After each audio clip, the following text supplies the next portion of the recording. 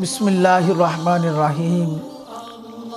قل ان کنتم تحبون اللہ فاتبعونی یحببکم اللہ ویغفر لکم ذنوبکم واللہ غفور الرحیم۔ صحابہ اکرام رضوان اللہ علیہم اجمعین کا دین کے لیے سختیوں کو برداشت کرنا۔ حضرت خباب رضی اللہ تعالی عنہ صحابی رسول ہیں، سرکار صلی اللہ علیہ وسلم کے غلام اور غلام خاص ہیں۔ ایک مرتبہ حضرت عمر بن خطاب رضی اللہ تعالی عنہ نے آپ کی پیٹھ مبارک کو دیکھا تو پیٹھ مبارک پر زخموں کے سفید سفید نشان تھے۔ حضرت عمر بن خطاب رضی اللہ تعالی عنہ نے پوچھا، اے خباب رضی اللہ تعالی عنہ، تمہاری پیٹھ پر یہ زخموں کے نشان کیسے ہیں؟ تو حضرت خباب رضی اللہ تعالی عنہ عرض کرنے لگے، امیر المؤمنین، آپ کو ان نشانوں کی کیا خبر؟ یہ اس وقت کی بات ہے جب آپ اسلام کو کمزور کرنے کے لیے، اسلام کی مخالفت کرنے کے لیے، اسلام کو پیچھے کرنے کے لیے آپ محمد مصطفیٰ صلی اللہ علیہ وسلم کا معاذ اللہ سر مبارک کاٹنے کے لیے میدان کے اوپر اترے تھے۔ اس وقت ہم نے اسلام کو قبول کر لیا، اس وقت ہم نے سرکار صلی اللہ علیہ وسلم کی غلامی کا پٹا اپنے گلے میں ڈال لیا۔ ہم سرکار صلی اللہ علیہ وسلم کے مرید ہوئے، ہم سرکار صلی اللہ علیہ وسلم کے امتی بنے، ہم نے کریم آقا صلی اللہ علیہ وسلم کا کلمہ پڑھا۔ تو اس وقت مشرکین مکہ نے، مخالفین مکہ نے ہمیں طرح طرح کی تکلیفیں دی، یہاں تک کہ وہ مجھے گرم کولوں کے اوپر پیٹھ کے بل لٹاتے، اور جب پیٹھ کے بل لٹاتے تو میری پیٹھ سے اتنی چربی پگھلتی کہ میں گھنٹوں گھنٹوں بے ہوش ہو جاتا، اور میری کمر سے اتنی چربی پگھلتی، اتنا خون نکلتا کہ وہ کولے بجھ جاتے، مگر رب کعبہ کی قسم جب مجھے ہوش آتا تو میری زبان کے اوپر ایک ہی کلمہ ہوتا تھا، لا الہ الا اللہ محمد رسول اللہ صلی اللہ علیہ وسلم، یہ میری زبان کے اوپر ہوتا تھا۔ تو جب حضرت عمر بن خطاب رضی اللہ تعالی عنہ نے حضرت خباب رضی اللہ تعالی عنہ کی داستان سنی تو آپ دیدہ ہو گئے، آنکھوں سے آنسو جاری ہو گئے۔ تو آپ فرمانے لگے، اے خباب رضی اللہ تعالی عنہ، اپنے اس بدن کے اس حصے کی زیارت کراؤ جو محبت رسول صلی اللہ علیہ وسلم کے لیے، جو دین مصطفیٰ صلی اللہ علیہ وسلم کے لیے، جو اللہ تبارک و تعالیٰ کے علم کو بلند کرنے کے لیے ان کے اوپر زخم لگے ہیں، نشان لگے ہیں، ان کی زیارت تو کرواؤ۔ تو جب حضرت خباب رضی اللہ تعالی عنہ نے کپڑا اٹھایا تو حضرت عمر بن خطاب رضی اللہ تعالی عنہ اس کے اوپر ہاتھ پھیرتے ہیں اور کہتے ہیں کہ کیسا خوش قسمت ہے یہ جسم، کیسا خوش قسمت ہے یہ بدن جو محبت رسول صلی اللہ علیہ وسلم کی وجہ سے جن کو ضربیں لگی ہیں۔ اب دیکھیے کہ اسی طرح صحابہ اکرام میں سے حضرت حنظلہ رضی اللہ تعالیٰ عنہ بڑے خوبصورت، موٹی موٹی آنکھوں والے، حسین و جمیل خوبصورت نوجوان، بڑے پیارے، لیکن شادی کی پہلی رات ہے، شب زفاف ہے، شادی کی پہلی رات ہے، بیوی کے پاس لیٹے ہوئے ہیں، بیوی کے ساتھ ہم بستری کی ہے، اب لیٹے ہوئے ہیں، کانوں میں آواز آتی ہے، کیا کہ لوگوں نے، کافروں نے مدینہ منورہ کے اوپر حملہ کرنا شروع کر دیا ہے۔ جب یہ آواز سنی تو اپنی بیوی کے پاس لیٹے ہوئے تھے، اسی حالت کے اندر اٹھتے ہیں،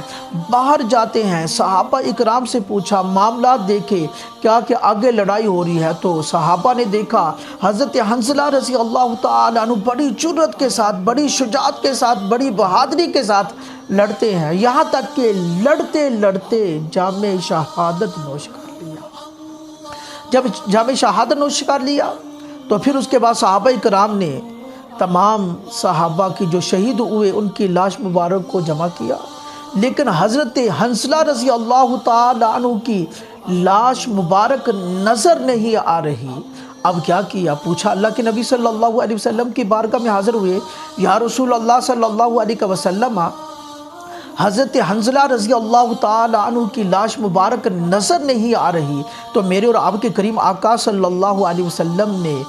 والضحیٰ کے پیارے مکھڑے والے نے، واللیل کی پیاری زلفوں والے نے، علم نشرہ کے پیارے سینے والے نے، ید اللہ کے گورے گورے ہاتھوں والے نے، والفجر کی پیاری پیشانی والے نے، والعصر کے پیارے زمانے والے نے، اور یاسین کے مبارک دانتوں والے سونے محبوب صلی اللہ علیہ وسلم نے جب اپنا چہرہ مبارک آسمان کی طرف کیا تو آپ آسمان میں کیا دیکھتے ہیں کہ فرشتے سرکار صلی اللہ علیہ وسلم کے اس غلام کو، اس کلمہ پڑھنے والے امتی کو فرشتے غسل دے رہے ہیں۔ اسی دن سے آپ کو غسیل الملائکہ کا لقب مل جاتا ہے۔ دیکھیں قربانی کتنی بڑی ہے، بیوی کے پاس ہے، پہلی رات کے اندر ہی آواز آئی ہے اسلام کے لیے، دین کے لیے، محبت رسول کے لیے، اللہ تبارک و تعالیٰ کی ذات کے لیے، اللہ تبارک و تعالیٰ کے علم کو بلند کرنے کے لیے نکلو تو صحابہ اکرام کو غسل کرنا بھی یاد نہیں رہتا۔ کیا ہے کہ سب کچھ قربان کرنے کے لیے تیار ہے۔ اور اسی طرح حضرت مصعب بن عمیر رضی اللہ تعالیٰ عنہ، صحابی رسول، بڑے پیارے صحابی، بڑے خوبصورت اور ماں باپ کے بڑے لاڈلے، اور یہ ایسے خوبصورت تھے پورے مکے میں اس وقت، چونکہ مسلمانوں کی تعداد کم تھی تو پورے مکے میں ان سے زیادہ خوبصورت کوئی نوجوان نہیں تھا، اور ایسے ماں باپ کے لاڈلے تھے۔ ان کی والدہ بڑی امیر تھی، وہ اپنے بیٹے کو باریک خوبصورت قسم کا لباس پہناتی، اور یہ عرب میں خوشبو والے، عطر والے کے نام سے مشہور تھی، ایسی خوبصورت خوشبو لگاتے تھے، اور ان کے جوڑے ان کی والدہ بہترین قسم کے تلاش کرتی، ایک حسن بھی ہو اوپر سے لباس بھی ہو تو پھر ویسے ہی نکھار آ جاتا ہے۔ تو یہ کیا ہے، اسلام لانے سے پہلے یہ تھے ایسے خوبصورت، ایسے نفیس، ایسے نازک، لیکن جب اسلام قبول کر لیا، جب مسلمان ہوئے تو والدہ نے چھوڑ دیا، والد نے چھوڑ دیا، خاندان والوں نے چھوڑ دیا، کنبے والوں نے چھوڑ دیا، یہاں تک کہ ان کو تکلیفیں پہنچائی گی، لیکن آپ نے تمام تکلیفوں کو برداشت کیا۔ پھر حکم ہوا ہجرت کرے، ہجرت کر کے جب سرکار صلی اللہ علیہ وسلم نے اپنے اس غلام کو، اپنے اس خادم کو، اپنے اس کلمہ پڑھنے والے امتی کو دیکھا کہ پھٹے کپڑے پھٹے پرانے ہیں، پاؤں کی حالت بڑی عجیب ہے، وہ اب نعمتیں نظر نہیں آ رہی، چہرہ مرجھایا ہوا ہے، تو کریم آقا صلی اللہ علیہ وسلم کی آنکھوں سے آنسو جاری ہو گئے کہ یہ اسلام میں آیا ہے، یہ مسلمان ہوا ہے، اس نے اللہ کے نبی صلی اللہ علیہ وسلم کا کلمہ پڑھا ہے، اس نے اللہ تبارک و تعالیٰ کو مانا ہے، اب حالت یہ ہے۔ تو کریم آقا صلی اللہ علیہ وسلم کی آنکھوں سے آنسو جاری ہو جاتے ہیں۔ تو اسی طرح حضرت زبیر بن العوام، یہ 8 سال کی عمر میں مسلمان ہوئے، اسلام قبول کیا، 18 سال کی عمر میں ہجرت کی۔ اب اس سے پہلے جب اسلام قبول کیا تو بہت زیادہ تکلیفیں دی جاتی ہیں، ان کو طرح طرح کی تکلیفیں دی جاتی ہیں، ان کا چچا ان کو چٹائی میں لپیٹ دیتے اور ان کو آگ کی دھونی دی جاتی۔ اب دیکھیں کسی کو پانی کے اندر پھینکا جاتا ہے، گرم گرم کھولتے ہوئے پانی میں پھینکا جاتا ہے، کسی کو آگ کے اندر، کسی کو کوڑے مارے جاتے ہیں، کسی کو زمین کے اوپر لٹایا جاتا ہے، کسی کو کیا تکلیف دی جاتی ہے، لیکن ایک بات کے اوپر کھڑے ہو جاتے ہیں، استقامت کے ساتھ، ثابت قدمی کے ساتھ اسلام کے اوپر اور سرکار صلی اللہ علیہ وسلم کی عزت و ناموس کے اوپر اور اللہ تبارک و تعالیٰ کی وحدانیت کے اوپر کھڑے ہو جاتے ہیں۔ اب دیکھیں کہ صحابہ اکرام رضوان اللہ علیہم اجمعین نے ہر طرح کی قربانیاں دیا، چھوٹے چھوٹے بچے، حضرت معاذ اور حضرت معوذ چھوٹے چھوٹے بچے ہیں،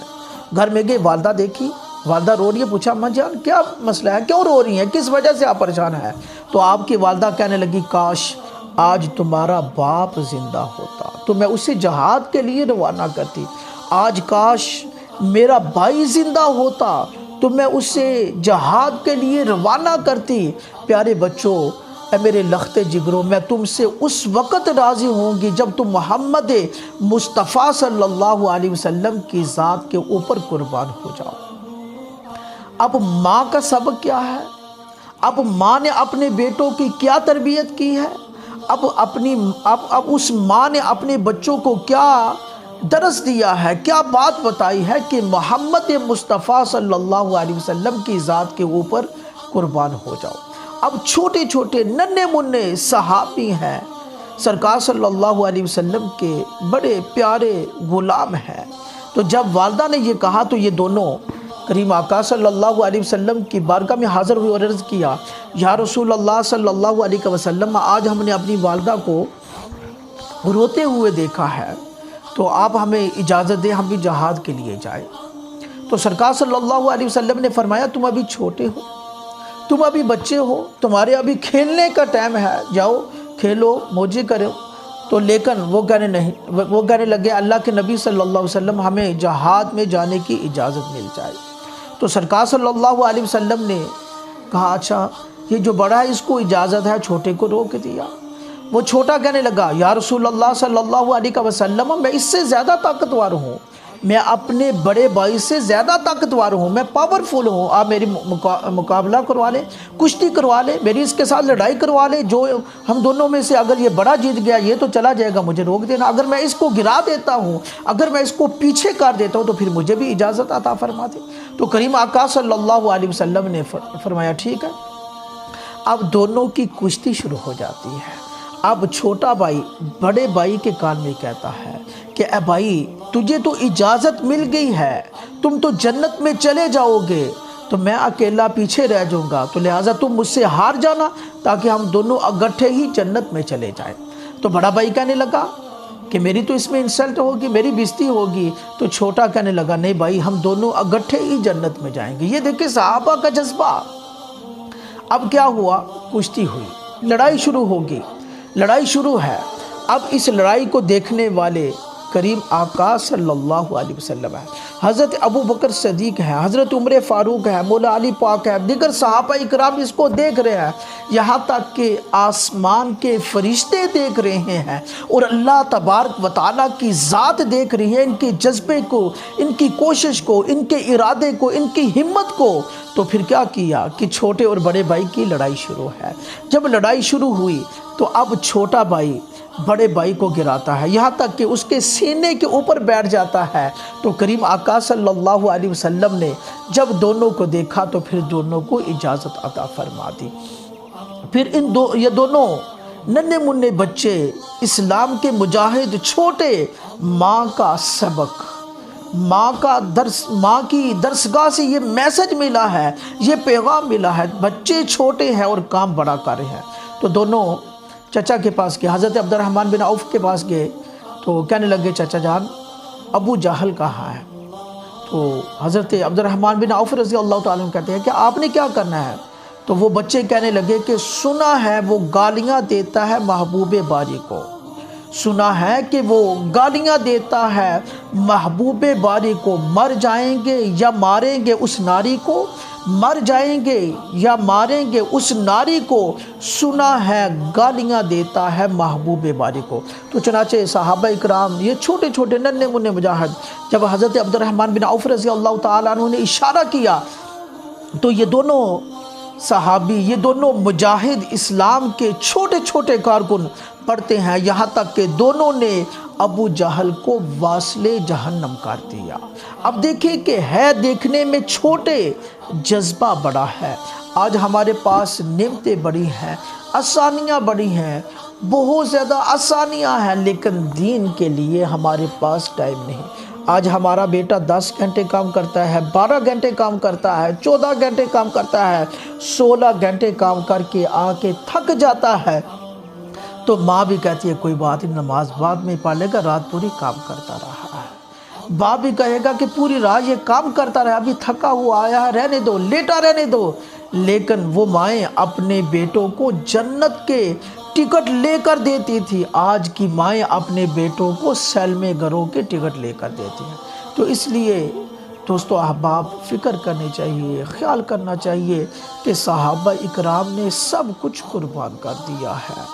اور یہاں تک کہ اتنی مارے کھاتے کہ صبح سے 12 بجے کا ٹائم ہو جاتا، مارتے رہتے، بے ہوش رہتے، لیکن محبت رسول، دین اور اللہ پاک کی محبت سے وہ پیچھے نہیں ہٹتے تھے۔ ان کے دلوں کے اندر پیوست ہو چکی تھی، ان کے اندر رگ و ریشے کے اندر دین کے ساتھ محبت تھی، وفا تھی۔ آج ہم نے اسی دین کو چھوڑ دیا ہے، آج ہم اسی دین سے پیچھے ہو رہے ہیں، دنیا کے کاموں میں ہم آگے ہو رہے ہیں۔ اسی وجہ سے ہمارے پاس دولت ہے، سکون نہیں، اسی لیے ہمارے پاس اولاد ہے، سکون نہیں، اس لیے ہمارے پاس بیوی ہے، زندگی گزارنے کا مزہ نہیں۔ کیوں کہ ہم نے اسلام کو چھوڑ دیا ہے، ہم نے دین کو چھوڑ دیا ہے، ہمارے دلوں میں اللہ اور اس کے محبوب صلی اللہ علیہ وسلم کی محبت زیادہ نہیں پیدا ہو رہی۔ اسی وجہ سے خوشیاں آتی ہیں مصنوعی، چہرے کے اوپر خوشی آتی ہے لیکن بناوٹی، صحیح دل سے ہم خوش نہیں ہوتے، پریشان ہوتے ہیں، پتہ ہی کو نہیں کیا ہونے والا ہے۔ لیکن جب ہم دل سے خوش ہوں گے تو چہرے کے اوپر اس کے اثرات آئیں گے۔ اس لیے کوشش کرنی چاہیے دین کے ساتھ وفاداری کریں، دین کے ساتھ لگ جائیں۔ اللہ پاک ہمارے لیے دنیا بھی آسان کر دے گا اور آخرت کو بھی آسان بنا دے گا۔ اللہ تبارک و تعالی ہم سب کو عمل کی توفیق عطا فرمائے۔